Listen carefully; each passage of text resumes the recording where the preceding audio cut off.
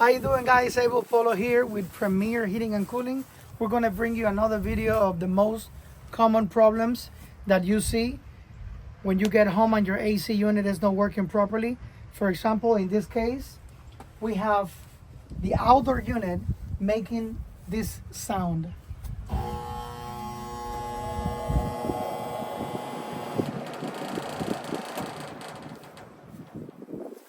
So basically what's happening is the condenser fan motor is running, but the compressor is not. In a previous video, we show you how to diagnose the capacitor to determine if the capacitor is working properly. We also show you how to determine when the contactor is not working properly. But in this case, we are assuming that the capacitor is good and the contactor is also good.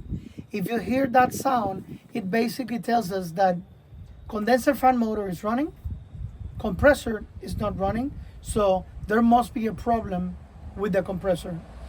In order to replace the compressor, I will advise you to contact a local provider. In this case, if you are in the Central or South Florida region, you can contact us, Premier Heating and Cooling, at 321-344-4773. We will be happy to help you. We greatly appreciate your time and have a wonderful day.